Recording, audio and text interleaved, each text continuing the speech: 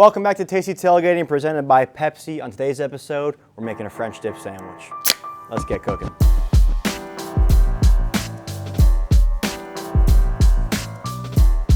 All right, guys, French dip sandwich. Now, this is a very easy sandwich to make. We're gonna cheat a little bit. We're using a pressure cooker. All this is gonna do, I have the Instant Pot here. All this is gonna do is it's gonna save us a bunch of time. If you don't have one of these, the recipe will still work. I'll kind of talk you through how to do it. But this is my go-to for a sandwich that you wanna just make and forget about it and have a delicious French dip. It's easy to share, perfect for game day. So to get started, we have a beautiful beef chuck right here. I have 2 onions and I have bread. And essentially you can make the sandwich with that, and I have some cheese that we'll pull at the end. That's all you're gonna need. I'm adding a little bit of soy sauce, a little Worcestershire sauce, a little bit of onion powder, garlic powder, and some ground mustard here, but that's all optional. Really, if you have the chuck, salt and pepper, and an onion, you're good to go. So, to get started, we are gonna get some salt on this, nice and salted, and then I'm gonna hit that with our onion powder, garlic powder, a little ground mustard mixture as well. Need a large pan on high heat here. Now the brownie is very important. You wanna make sure you get a good sear on this meat because you're gonna build tons of flavor in that crust. If you kind of just get it gray, it'll still work, sure, but you're missing out on a lot of depth of flavor if you're not getting a perfect sear. So to do that, high heat. Heat's your friend in this. If you're in an apartment or in some place without a good hood, it will smoke, so open the windows. All right, so now we're letting this come with the temperature, and if you really want to tell if the pan is hot enough, which that one definitely is, you may have seen this one before, you can take the water test, you flick some water in it, and if it beads up, and see how those water just turn into little balls and roll around, it could be even a little hotter. That's how you can tell. If the water instantly turns to a bead and kind of stays on the surface and shakes around, that's what you want to see. Now we can go in with that oil. I have some avocado oil, just use a neutral high smoke oil, avocado, vegetable, peanut, algae oil, any of those are gonna be your friends here.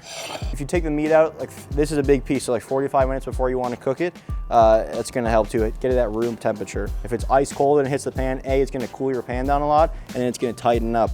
That's more so with the steak, we're cooking this low and slow, but it will take all the heat out of your pan if it's too cold. So then we'll lay this in.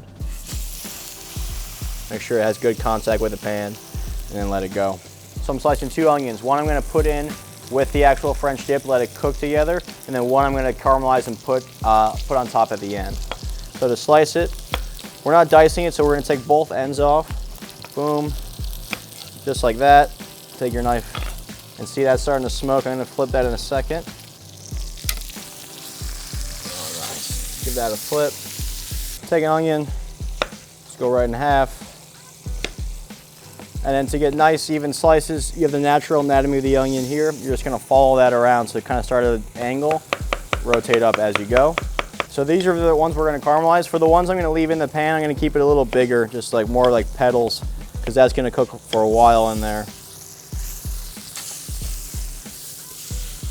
Okay, I'm gonna get our pressure cooker ready. I'm gonna go high pressure. It's gonna be about 60 minutes. And if you're not using a pressure cooker, that's fine. Get a large pot, get a Dutch oven, get something like this.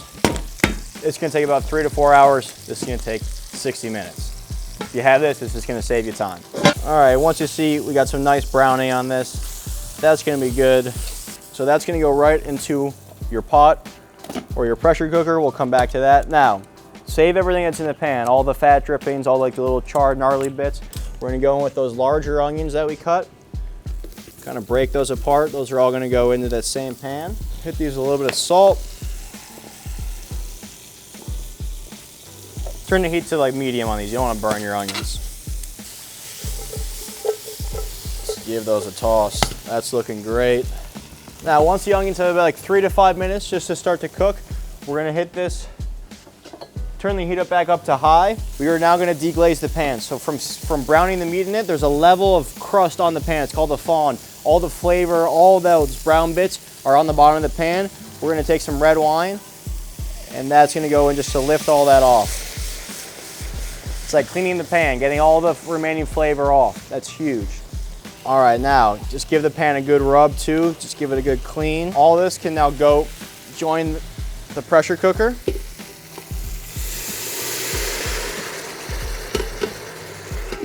Beautiful. We're gonna cover this with beef stock, and you're gonna wanna go until that chuck is completely covered. When you're using a pressure cooker, you use less liquid. So I'm gonna go just until it's covered. But if you're using the traditional method in the Dutch oven, cover it to like a knuckle and a half above. For just a little bit more umami flavor, I'm going with some soy sauce, a little Worcestershire sauce. That is it. That's how easy it is. It's really not many ingredients.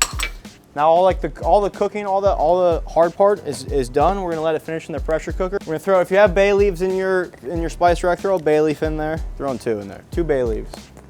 We will come back in about 70 minutes when this is done, but it's all gonna finish in the pressure cooker. If you're doing it on the stovetop, it's probably gonna be 3 to 4 hours, depending on the size of the chuck. If it's in cubes, less than that, maybe 2, 3. All right, while that meat is cooking in that pressure cooker, we are gonna caramelize some onions. And to do really good caramelized onions the right way, it's gonna take about 45 minutes to an hour.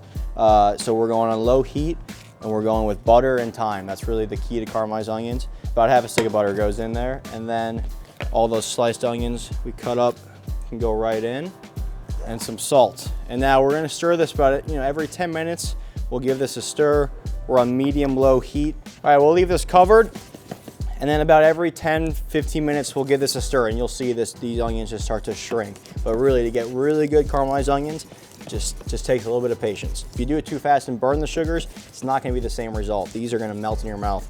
All right, guys, it's been about 70 minutes. Our beef is ready to come out of the pressure cooker, but take a look at these onions now that have just been going low and slow, and that's exactly what you're looking for. I mean, that's a perfect caramelization right there. We're gonna just toast up a bread. I have a nice soft French roll here. Slice this.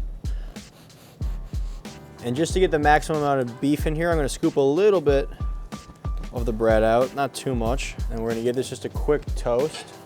A little bit of weight on that just to help that get a nice toast on it. Boom. Okay, once all the pressure has been released, you'll be able to open it. And here we go. That is smelling fantastic.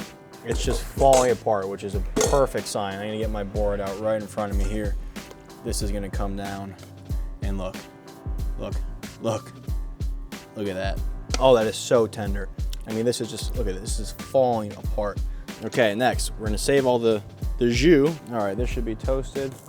All right, and then grab a strainer, grab a bowl, and our au jus is gonna go right through a sieve. Oh yeah. Now get this all up, but then everything that's caught, there's probably beef, there's tons of onions. That we're gonna put on the board here. Let me just shake most of this out. What? Stop beeping at me, stop beeping. Boom, beautiful. This is gonna be great. Now get yourself a ramekin or something for the jus. This is liquid gold right here. All right, and then the last thing to do here, we're just gonna load the bread up. That's why you want a little bit of a toast on this too, because you're adding the au jus, you're adding kind of the damp meat. You don't want the bread to get too soaked. And then we'll top that with the caramelized onions here. And then last thing here, a little provolone cheese to finish it off. Bang. And then to finish, just to melt this cheese, I'm gonna hit it with a blowtorch, but if you don't have a torch, you can chuck it under the broiler, or honestly, the residual heat of that beef is pretty much melting that cheese, but we'll just speed the process up here. All right, now I'm just gonna slice this thing in half, and we'll be good to go.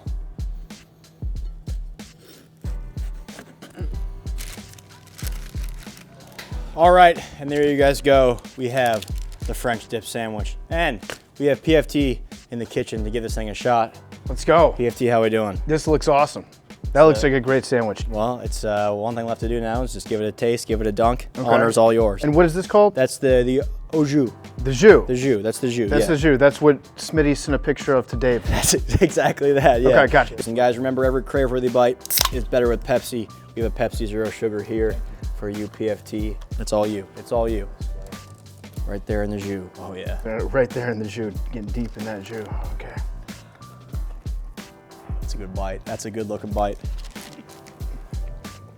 That's the only reaction I want to see. Nothing. No words. That's legit. That's a legit sandwich. Boom. Well, there you go, guys. That's going to do it for this episode of Tasty Tailgating. We'll see you guys next week. Peace. Donnie, you've done it again. Boom.